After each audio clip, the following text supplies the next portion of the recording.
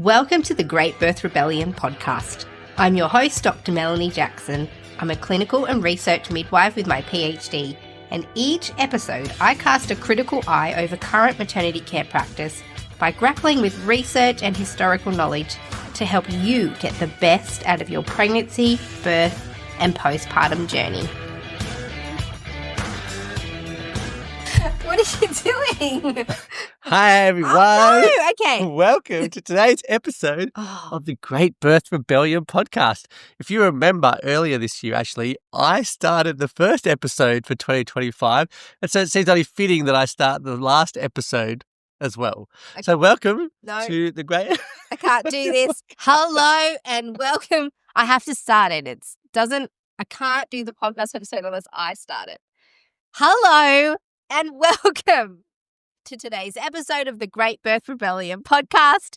This last episode for 2025, and today you're here with me, Melanie Jackson, as always, and my right and left-hand man, Dan, who is not only my marketing manager, company director, IT and web manager, but he's also the father of my children, our children, and husband of 23 years. Welcome to the podcast, Dan. How did you like stealing that introduction from me just now? Oh, it was lovely. I enjoyed doing it at the beginning too of the year. It was great. Yeah, we I love this podcast. It's fantastic. You would. Okay.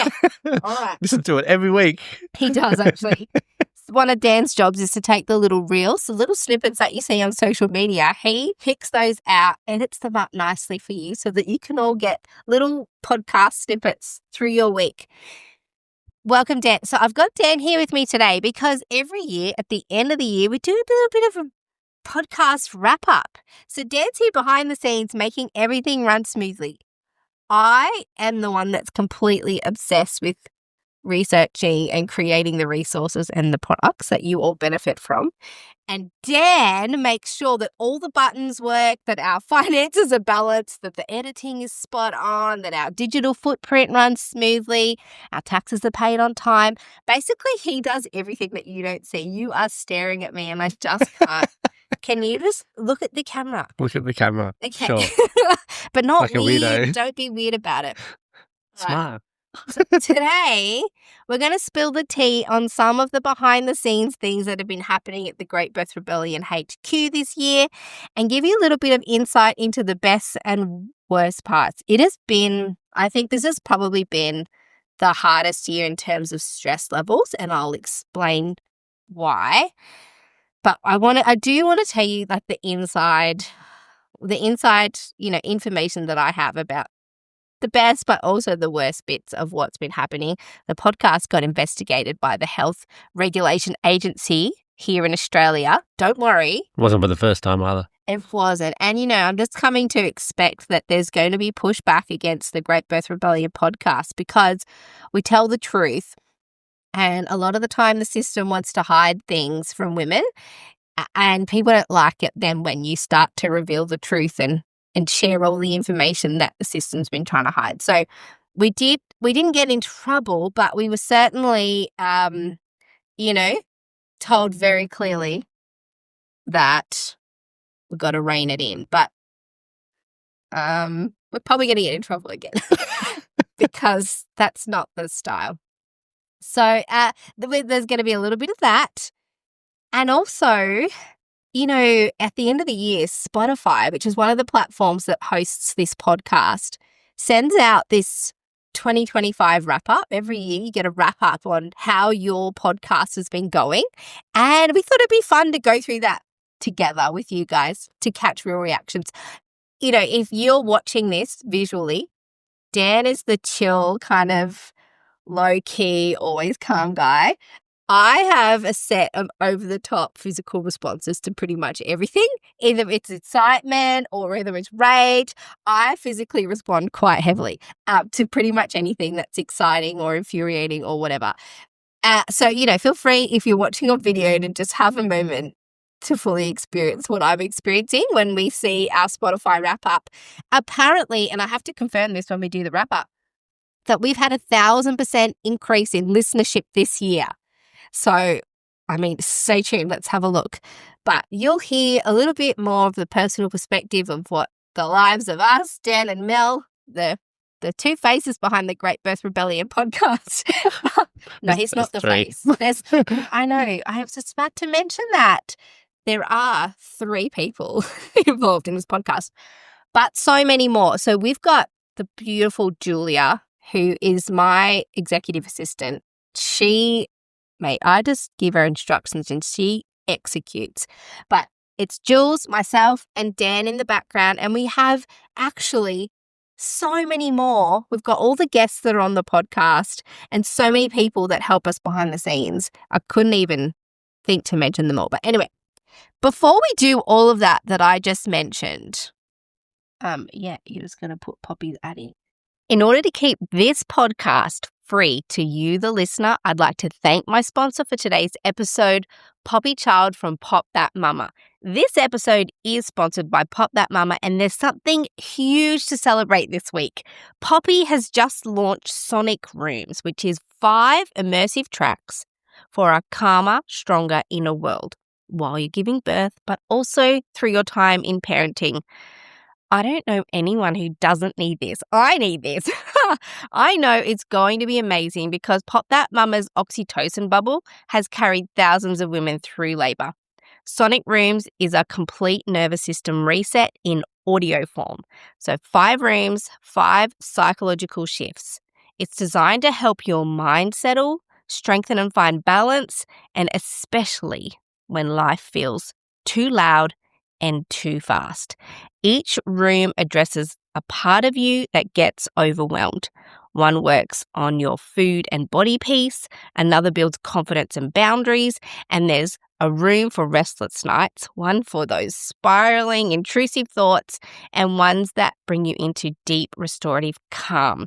You step into each room through storytelling and sound, almost like going somewhere in your brain that it's been craving for. It's a mental change of scenery, and you come out steadier. Sonic Rooms has just launched with a limited price offer. It's available to get right now. If you want in while it's live, the link is in the show notes. A big thanks to Poppy, who is the biggest financial supporter of this podcast. Without people like her and all of you listening, this podcast couldn't happen. And I do want to say something about that to you who's listening today. If you're listening to this particular episode, I know that you are one of the more loyal, committed listeners because you're invested in this podcast. It's close to Christmas. I'm not giving any specific medical or research information today, but you're here listening to what's going on behind the scenes. And so I want to thank you from the bottom of my heart for the listening hours that you've put in. Many of you listening have actually also financially contributed to the maintenance of this podcast. You know, if you have clicked on any of the links, if you've signed up to a mailing list, if you've purchased anything, if you've got merch, anything that you've done, if you've left a review, a 5-star review and a beautiful little comment on Apple Podcasts, please, there's a lot you can do for free to support this podcast just by listening. You're supporting, because the more people listen, the higher the podcast goes in the ranks and more people see it. Every tiny little thing you do to engage in the podcast is a help. And when all these people do it together, it's a massive group effort to share the Great Birth Rebellion podcast. So I want to thank you all for your support for the whole year. Some of you have even hired me to be your midwife, and I've been at your births, and I get at least how many personal messages? I share them all with Dan. Oh no, you get a lot. A lot. I reckon. Constant emails and messages on Instagram. Yeah, and I'm like, Dan, look at this one. Another woman and husbands who are sending me messages to say thank you so much for the podcast. Without the podcast, I wouldn't have been able to get the birth that I was planning. I get all of those, and I can't actually respond to them all because there are so many. But all of these things collectively keep this podcast going. We are gearing up for another big year at the Great Birth Rebellion podcast. We are not gearing down. I am forecasting another 10 years of the Great Birth Rebellion podcast. Should be more than that. It should be more than that. Dan's, we're in it for the long haul. This is our life's work now. She'll be doing this when she's about 89. Hello, ladies and gentlemen. Oh, look at you doing it. interpretation of me at 89, and Dan's going to be still back in the background with your old computer trying to edit on like outdated. No, Charlie will do it for you for free. He'll be like, I'll support your mum. Maybe we'll roll the whole family in. The podcast has met a lot of challenges over the years, as I said, because it's countercultural. It does infuriate some people. And when I see all those amazing messages, when people invest their time and money into the work that we're doing, that keeps me going. And, you know, there is this phrase that is stuck in my head and I just can't get it out. But it really spurs me on when I write every single episode. I've got one of those brains that if someone says, no, you can't do it, or that's impossible, or, you know, basically criticism keeps me going, which is kind of great because it means that when someone says, no, that's impossible, or no, you can't, I'm like, well, them's fighting words. So let's go. You know, for you rebels who've been around since the beginning, you'll remember that I used to have a co-host to this podcast, and she stopped being part of the podcast around episode 74. But not long before that, she said something that I have not been able to shake and not been able to forget. She said, the best episodes are behind us. Our best work is behind us. And I know, we're laughing. As someone who watches all the stats, they're definitely in front of that episode. Oh, Those stats have gone up big time. The stats have gone up big time. Dan, because he's in charge of marketing and he monitors kind of how everything's going in our company.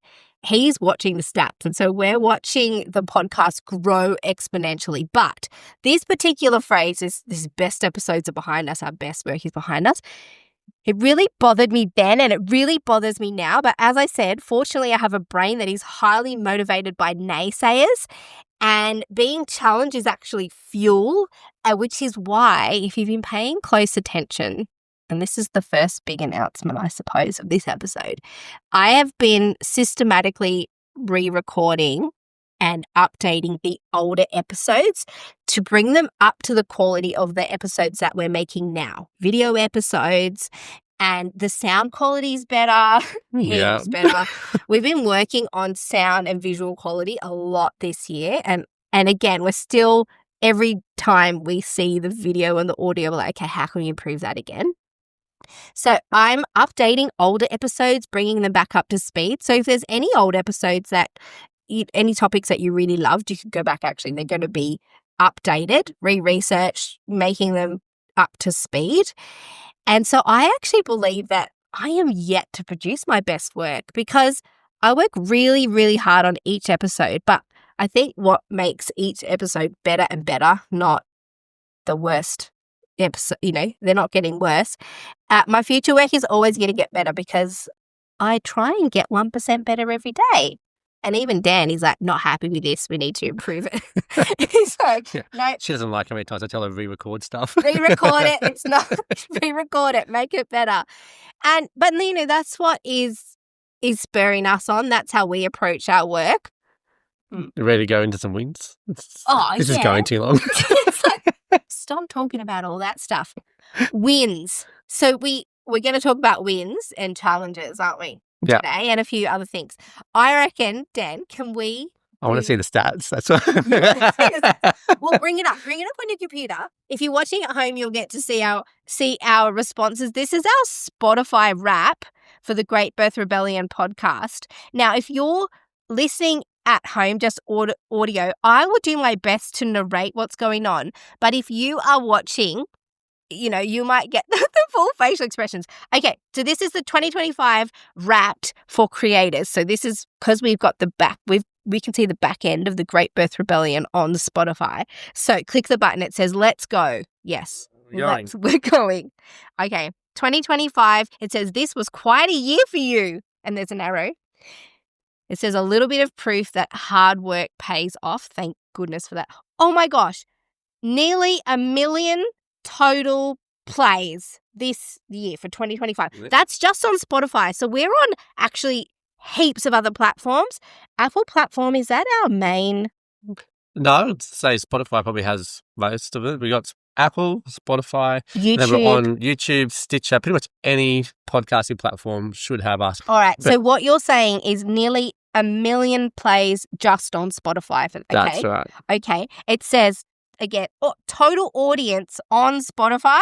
Is this individual? This is individual accounts, yes. Individual. 78,000. 78.1 thousand people, individual accounts are following this podcast on Spotify. So again, that's just one single. Oh my gosh. What was it last year? It says it's up by 168%. Okay. So okay, take growth. 50% of it, about 50,000 last year. Wow, our best work is not behind us, babe. Total new audience. Oh, there you go. Oh my gosh, that was massive. It tells me that the total new audience is 64,200,000. 64,000. 200. Yeah. Total new audience. That's massive. It says there's been a 999% increase from last year. Okay. Our best work is not behind us. Which means it was like at 6,000 new people last year. Oh my goodness. Okay, so it sounds like everyone is loving the changes. And our total followers for the show is increased from 88%. Oh, look at this. Listening time, 14.6 million minutes of listening. How many hours? 243,000 hours of listening. Days of listening, 10.1 thousand. Weeks of listening, 1.4. How many weeks in a year? 52. 52. That's right, you get 2 years. Oh, so this is the listening time. Anybody who's ever listened to the podcast, total on Spotify only, there's the total months of listening time has been 334 months this year in a 12-month year. Okay, so this year, all of the Spotify listeners of the Great Birth Rebellion podcast, if you played the podcast, the amount of time that all those people were listening, the podcast would go for 27 years. Yeah. There would be 27 years of listening. Okay, there you go. You are amongst friends. If you're listening to the Great Birth Rebellion podcast, you are certainly not the only one. And this is an increase. It's telling us a 72% increase in total listening time from last year. Yeah. All right. I feel like we're on the right track with We're definitely on the right track. with what we're making here, Dan. It says, you cracked the charts. Let's relive it. Okay, now it's going to tell us where we sit amongst other podcasts. So you hit a top 10 podcast. You were on the charts for 42 weeks and you charted in 2 countries. Okay, let's find out. That doesn't sound too spectacular, but let's find out. I mean, it's pretty good. This year, one episode rose above the rest. Okay, they're going to tell us about the most listened to podcast episode of the year. Yeah. Is that right? Okay. That's right. Okay. Episode 144, what to do when you're overdue. I knew that one would do well because women get induced all the time. So just on Spotify, that was played nearly 35,000 times just on Spotify this year. And it was played 214% more than my average episode. Yeah. Okay. A lot of listeners. That is massive. It says we're still quoting it. Yeah, I think this is a bit of spin now. Let's talk video. So spoiler alert, your fans couldn't look away. Yeah, because this year we got to start releasing videos on Spotify. So that was something that you instigated. Yeah. So just so you know, I fought recording these on video for a long time. I didn't want to have to get out of my pajamas. I wanted to be able to just like read, because every time I write an episode, I do it word for word because I script it.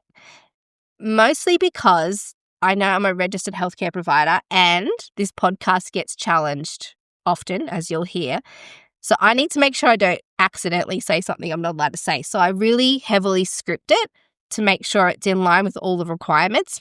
And so I fought doing the video, but I'm really glad you pushed on that because on Spotify we release the video and it's also on YouTube and it allows us to release some bites of information on social media so people can really... All those reels you get to watch. All the reels you get to watch that, you know, just it's really all little bits of information from the podcast.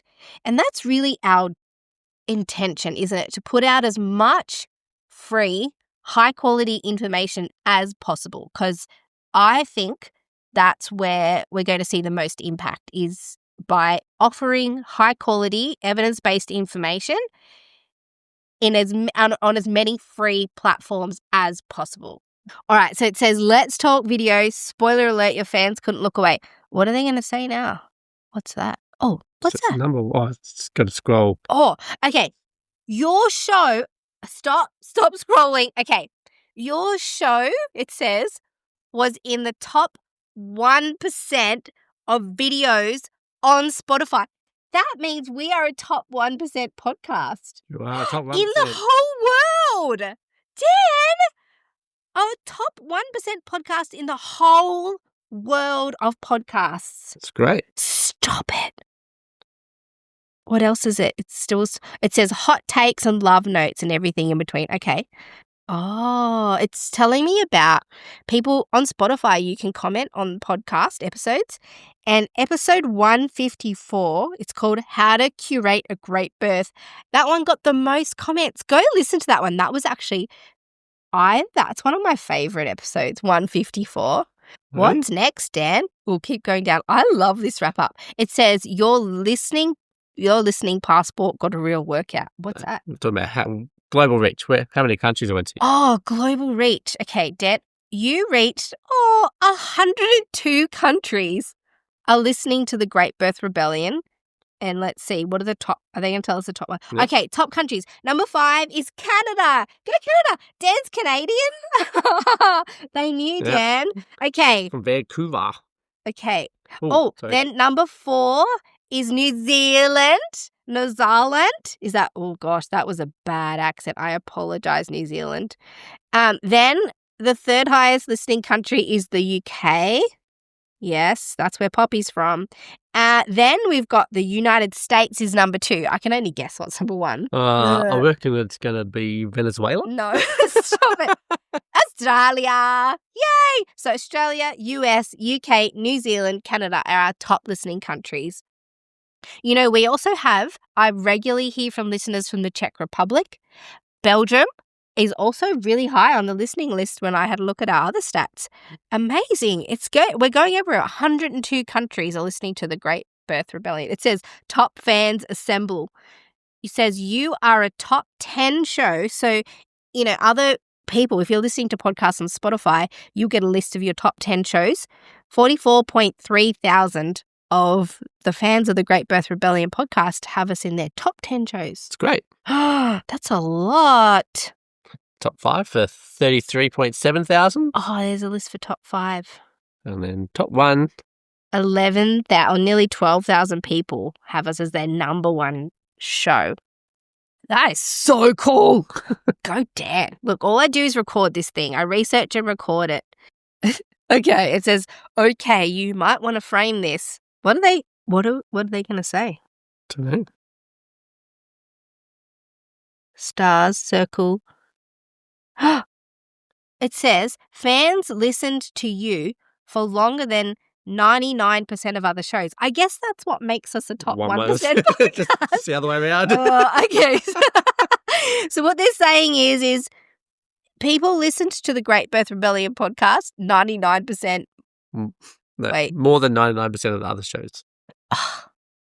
The Great Birth Rebellion is the top 1% in the world of podcasts. Mm-hmm. Wow. One of my shared shows. One of my shared shows. That's wild. It says the Great Birth Rebellion is your year, your fans, your story. Let them in on the win. I think we just did that.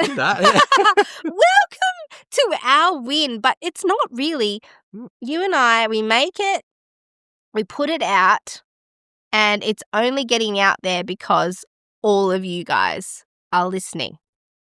So, I mean, I better not clap. That's how. That's a wrap. I better not clap because that's how Dan knows when to cut the edits out. Because I do this clap, I go, cut that out. And he can see it on the audio stamp. And he goes, oh, there's a clap. I better cut something out. Oh, okay. All right. Look, that's our Spotify wrap. But Dan, you know, one of the big questions I get is where did episode 146 go? You told me to take it down because it's the main one that got a complaint about it this year that went to the government, whatever they're called, the governing I'll tell board. you. I know what they're actually called, but international people, you're not going to know what APRA are. I said to Dan, you've got to take it down. You've got to completely take it down off the internet. Yeah. Not because we were forced to, but just to make sure it didn't get complained about again.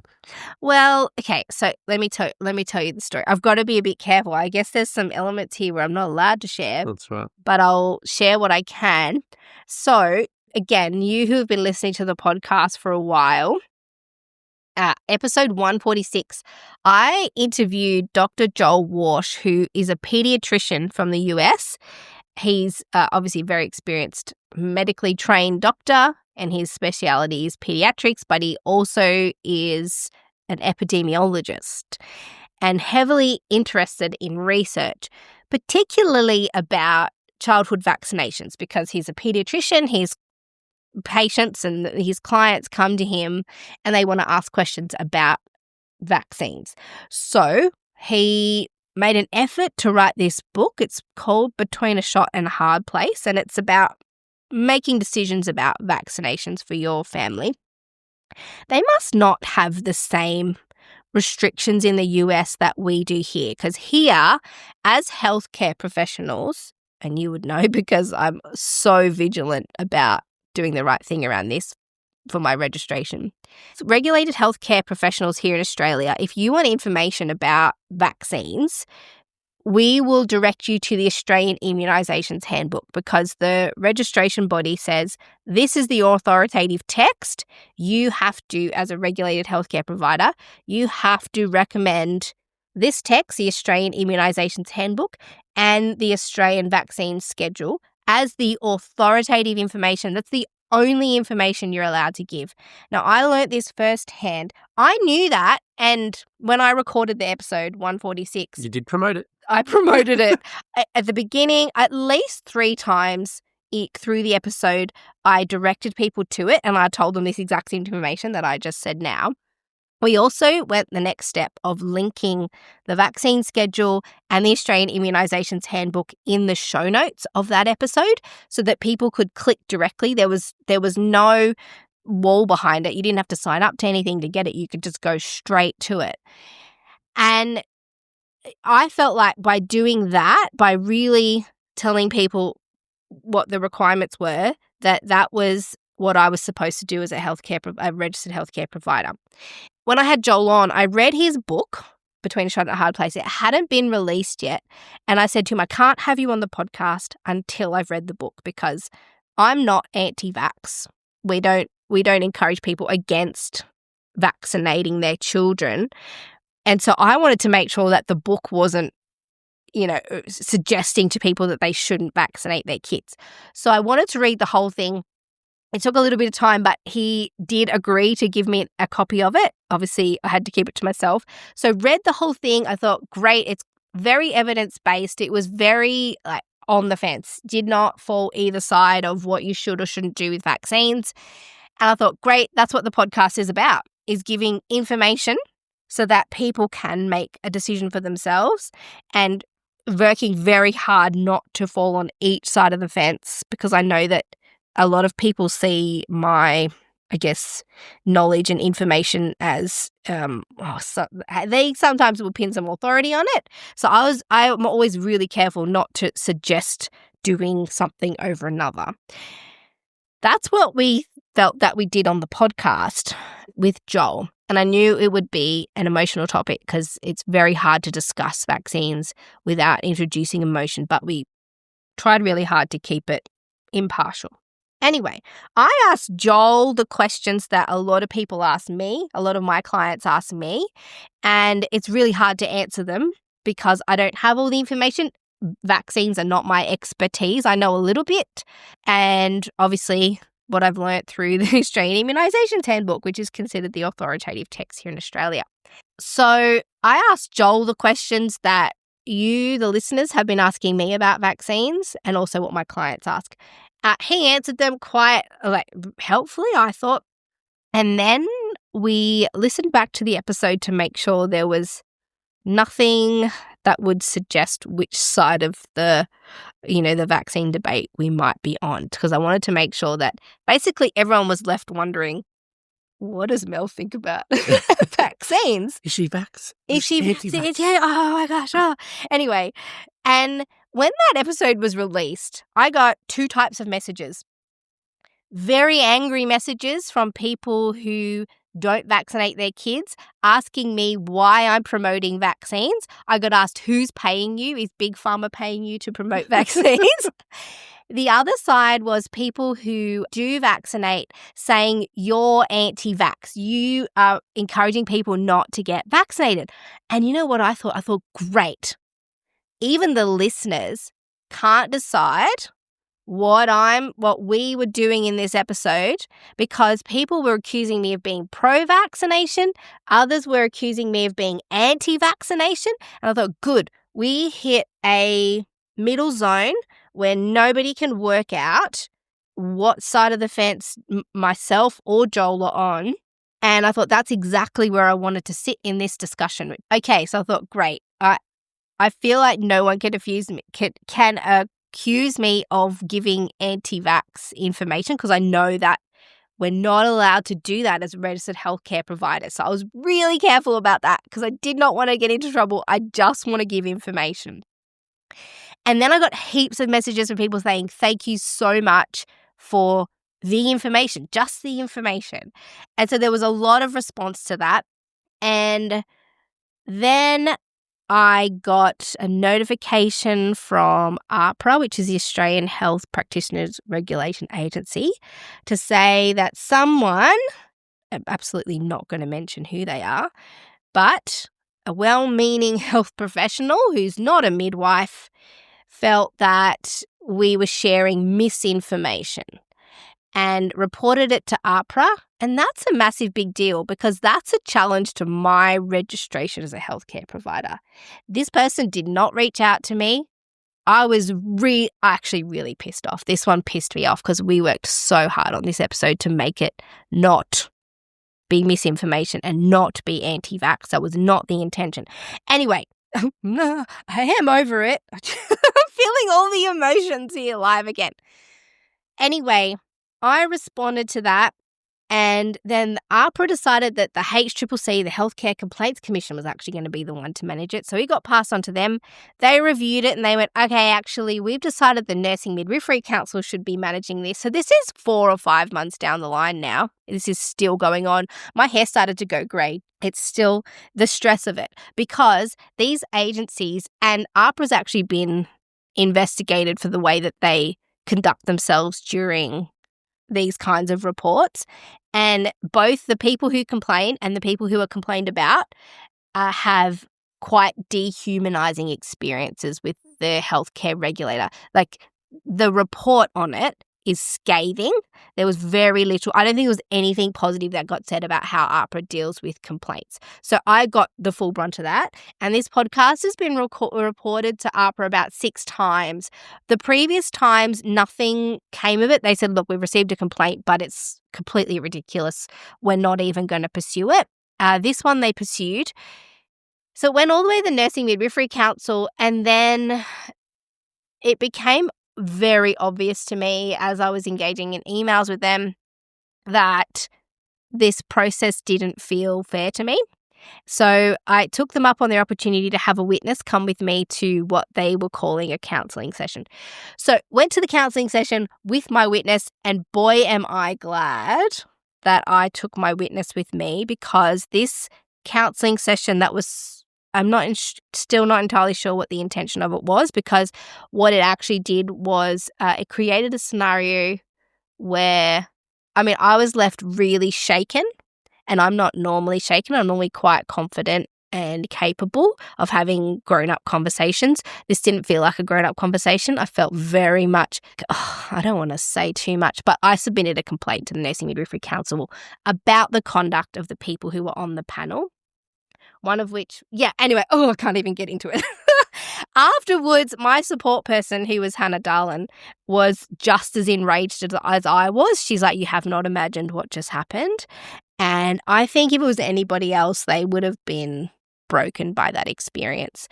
So we're currently in the process of responding to that. The Nursing Midwifery Council, when I submitted a complaint about that experience, decided, that we can't even work out if what you say is true because it's not recorded. So they suggested I submit a complaint to the Ombudsman, which is what we're doing, isn't it? Coming. Oh, my grey hair. I've had no grey hair, and then now.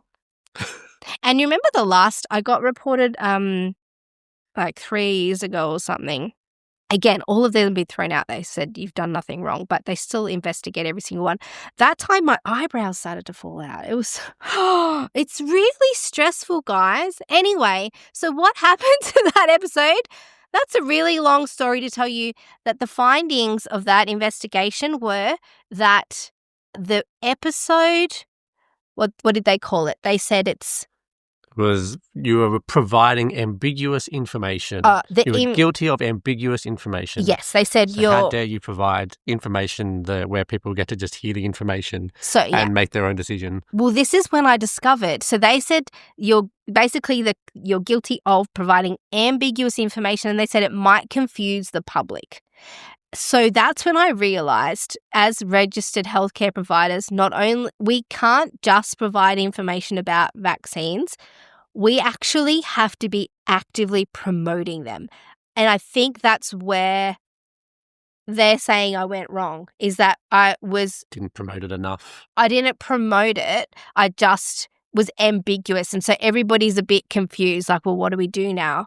They wanted, I think, what the regulator wants is for us to be actively promoting it. And so what their complaint was, the episode didn't do that, and they asked me to come up with a plan of, what's going to happen now. And I said, well, obviously we need to take the podcast episode down, because otherwise, I mean, if it's reported once, it could get reported again. And I really do not want more grey hair. So that is the inside information on what happened to episode 146. You can't find it anywhere. It's gone. But people still message me every day, which is why I wanted to mention it. Where's episode 146? It was really good. I wanted to share it, and I was like, sorry, it's gone. That's what happened. Yeah. There are a few other episodes that are kind of missing, but most of them have been re-recorded and merged together into one episode or something. But that's what we're doing. They're the ones that are missing we're updating and improving on. Oh, that was so stressful. There was so many nights that I did not sleep about that, isn't it? Talk about something a bit more fun then. Oh, that's what happened. Anyway, so then, we are always upwards. We're really trying to go forward. So what else are we doing, Dan? All right, let's start with, let's work our way backwards rather from the very end. Okay. Recently you started looking at rebranding the podcast. I'm currently wearing our brand and our merch, but apparently we're going to change this girl in the middle. So I love the current podcast logo, but the feedback is, and a lot of people do, we've got merch. If you go to thegreatbirthrebellion.com, you'll see all the merch from the podcast, and that's one way you can support the podcast if you want to grab our merch. But what I've realized is that the more we're making, so we're making the podcast, we've got a few products online, which I'll talk about later, but I'm halfway through writing a book called A Guide to Great Pregnancy, and there's going to be a series of books.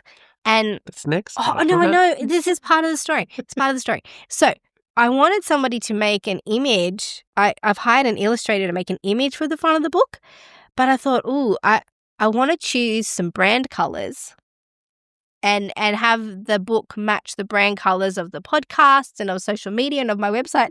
And I realized, Dan, we have been hustling so hard at just building the business that all of our branding is just a little bit hickledy-pickledy. It's all over the place. There's not really any cohesion. And I thought that with the book, this was an opportunity to rebrand and make the whole, images, the colors, everything really cohesive. That's business 101, actually. We've just been running ahead and some of the basic stuff's been left behind.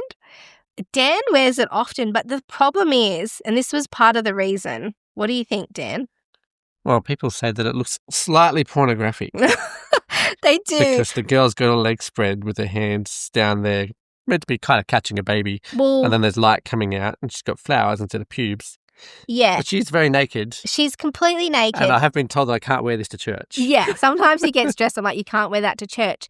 So I thought, okay, surely if we are cautious about where we wear the brand, then other people have told me, they're like, I love the podcast, but I just can't buy and wear the merch because it's a bit much. Even some people are like, we can't even let our kids see it. Yeah, some people said they wouldn't even share it because of the logo. Yeah. So we thought we still need a really hard-hitting rebellious image, but it's got to be a little bit more obscure. And so I'm working with the same illustrator who did the original one, but we're making it a little bit more wearable, I suppose. And he's also going to do the cover for the book. And anyway, so that's the plan. So you can still buy the old merch. It's still on the website, thegreatbirthrebellion.com, because there's lots of people who are really sad about it. They're like, no, that brand is iconic. So I would suggest buying up all the merch. And then the next reprint will be the new podcast brand. And then hopefully for those of you who've been holding out and not being able to buy the merch because it's a bit risque, maybe then you'll be able to buy it. So look out for that. You talked about the book and the branding of the book. Mm-hmm. Where's that up to? Because you've been working on that quite a lot lately. I know. Every spare minute, Dan sends me away to go and write. Just disappear, and then you come back hours later. You're like, oh, I did this. I'm like, I don't know, there's like 50,000 words or something you've written, maybe 55,000 words. So it's going to be called A Guide to a Great Pregnancy.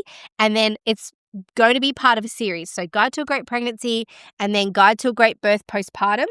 One thing that bothered me about pregnancy books is that they always combine pregnancy and birth, and then there's like a postpartum book afterwards. I'm doing it differently because I think it should be just pregnancy and a little bit of birth, obviously, to like lead into the next book. And then it'll be a book on Guide to a Great Birth and Postpartum. There's also a fiction book in the mix, but that is like just a little side passion project of mine. And I'm also writing something for midwives about physiological birth. I've already got some titles in my mind about that. And it's a reflection on the 18 years of births that I've been at. It's kind of like birth stories from my perspective, but then using those stories to comment about birth physiology and how to work as a physiological midwife. These are all projects that are like years in the making, they will be, but this is all ticking away in the background. Yeah. Yeah. Okay. And you started that just after the convergence, which the convergence takes a lot of time to get happening. And definitely the convergence is everyone's highlight of the year. Yes. Definitely ours. Oh my gosh. I love it. We love the convergence. It's the best. So this year it was at the ICC, which is the International Convention Centre here in Sydney, which is probably the biggest venue that exists in Sydney. We didn't take the biggest room. We just took a smaller room. Yeah. But we still had over 500 midwives come, and we had a whole bunch of people who weren't midwives come this year as well. Yeah, so 580 this year.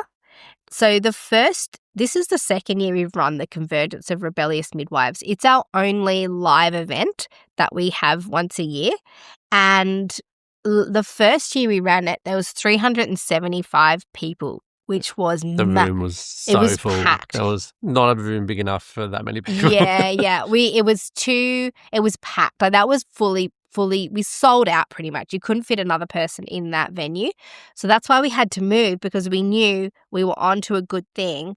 And so the Convergence of Rebellious Midwives, it's for anyone. We make it as a nurturing space for midwives, but that means that anyone who comes gets nurtured and loved. And when I built the Convergence, every single decision I made, I didn't ask myself like, oh my gosh, how much is it going to cost?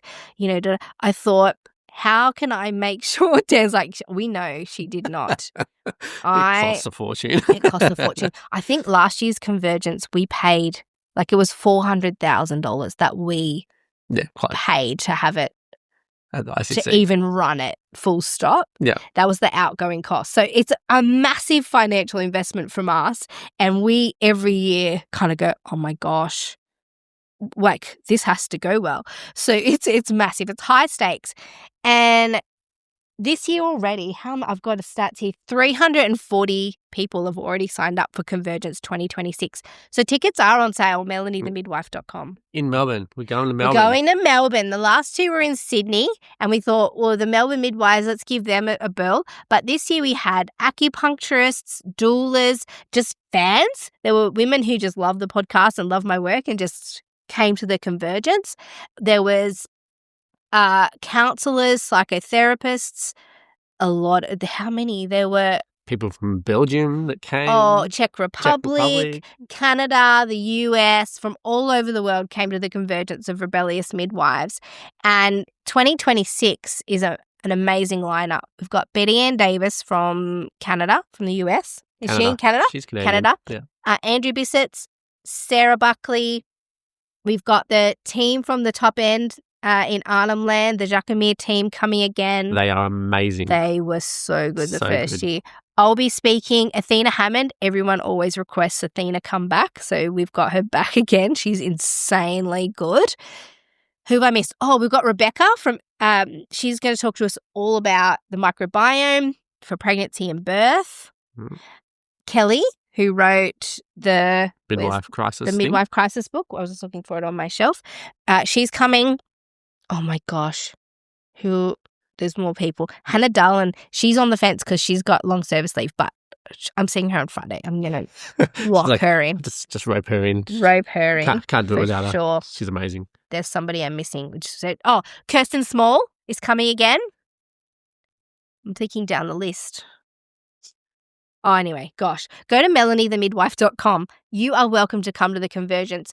I build that whole thing to when you leave, you feel better than when you came. That's the whole intention. It's a cup filling exercise. And can I drop a hint too? There's going to be a morning with Mel. Oh, yes. On the Friday morning. You heard it here first. And then an afternoon with Athena as well in the afternoon. That's so Friday, if you want to 31st. come and just hang out and ask questions and learn from Mel, Friday morning. And then in the afternoon, it's all about Athena, who's doing all the magical things that she does. She's magical. So it's running July 31st, 2026 to the 2nd of August, 2026 in Melbourne, Australia. And yes, that Friday is morning with Mel, afternoon with Athena. We have not announced that yet. You can't even buy tickets to that yet. But you heard it here I'll first. see if I get a page up. Oh, no, there's only 200 tickets to that. And the Convergence, that was born because we have an online assembly of rebellious midwives. And we meet online at least 3 times a month, the Assembly of Rebellious Midwives. You can join if you're a midwife. It was the very first online call that you did with them. I know. And you're like, what do you guys want? What can we do in this assembly thing? And they're like, a conference. We want to get together and I was live. in the background going, yes, I've been telling them to do it for ages. Just like he was pressuring me to do a video podcast, he's like, you have to run a conference.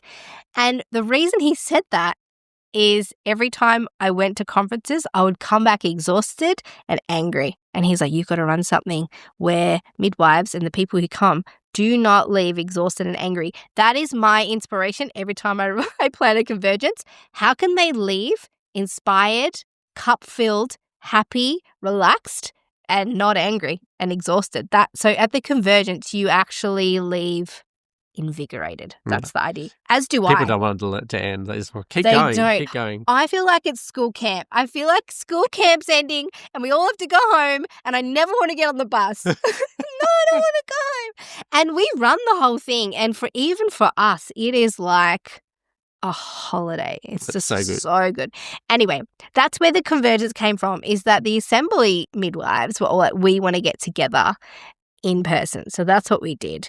You can join the assembly if you're a midwife. Again, melaniethemidwife.com's got all anywhere around the world. Come and join us. Yes.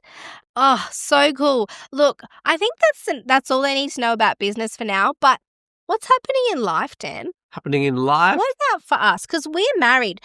All this stuff they see, everything that you see on Instagram, on the podcast, everything, that's our work. That's a little part of our life. But that's our work. That's not us. What's us? What's us?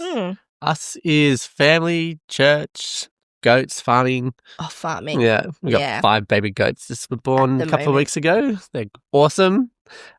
Kids are great. We tried out school for the first time this year. It didn't go well. We had been previously homeschooling, and then we thought maybe they'd like to try school because 12 and 8 is how old they are. And then what happened, Dan? What happened? Tell them what happened. You tell the story. I interrupted.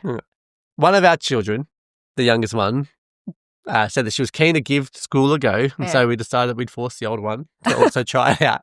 He did not want to go at all. He wanted to hang out with his mates. No, that's not what he said. He said, I said, I want to send you to school this term just to try it out. You don't have to stay if you don't like it. He said, I don't really want to go, but I will try it. Yeah. We didn't force him. We just suggested it, and he was willing to try it. Yeah. So there was always up in the air. But he didn't like it. So he left after one term. We didn't like it either. No, not overly. And then our younger one lasted another term, and then she also got it. I think it was fun and sparkly when she first joined because she had all of her friends that were there, but then it quickly wore into being in a classroom all the time and not getting a lot of time to go and play and do stuff that she liked doing. So she also chose to come back home. So we now do back home. distance ed, which is way easier for us. I don't have to plan any of the curriculum now, which is good. So Someone else does all the online course teaching, and I just get to supervise that, and then we go and enjoy life with all the other homeschool people that we connect with. And this is what people ask me a lot of the time, like, how are you guys working and homeschooling? And we have, we live on a miniature farm with goats and chickens and all this. How do we do it? We've built our lives around this, haven't we? We generally share a lot of stuff. Yeah. I'll do a lot of the homeschooling type things in the morning with the kids while you work, and then afterwards we'll swap around. I'll do work, she'll do other stuff, and we've got pretty clearly defined family roles, don't we? Like, and you're good like, support. And good support. Literally, your mum's just in the room over there. That's how we're recording right now. My mum is here with the kids because it's Wednesday, which is her day, that she comes and hangs out with the kids. But we homeschool. We are very involved in our local church and like a lot in the community. We do a lot. You know, when we go into town, you can't walk down everyone knows you. You can't walk down the street without being stopped by a million people. But yeah, we have a very big personal life that you guys will not ever see except for this moment. So we've created a really clear line behind this is the work that we do. This is our mission to the world. Is what the work we do through the Great Birth Rebellion and through Melanie the Midwife and with the company that we run. And then there's this whole personal life that I do not put on Instagram or social media that you will hear only snippets of otherwise. So if you're listening to this, this is as much as you're going to get. Right. Amazing. Look, that has been this wrap up for 2025 on the Great Birth Rebellion podcast. I sincerely hope that I don't get reported for whatever I just said about episode 146. It's all right. It's taken down now. It won't matter. No, I know, but I feel like really people are out to get me because this Great Birth Rebellion podcast is massively impactful. Women are standing up and defending themselves in pregnancy, birth, and postpartum, and the system does not like that. So I'm here for it. I may go completely grey in 2026. That's all right. Who knows? I'm here for it. Honestly, we believe in this. Dan believes in this. That's why he's here. He was running his own business up until about a year and a half ago. And I said to him, we got to work full time on the Great Birth Rebellion. And he's like, I agree. This work, the Great Birth Rebellion, Melanie the Midwife work, feels more meaningful than anything else I could do in my life. Obviously, other than parent and be a great husband. But it was definitely more meaningful than the business I was running. Correct. Helping kids do better in a HSC exam was not that big a thing compared to changing the way that women experience birth and the way that transforms women for the better and families for the better. It's amazing. So. Yeah. Okay. Thank you for this year on the Great Birth Rebellion podcast. We will be back with you in 2026, bigger and better than ever. We will see you next year.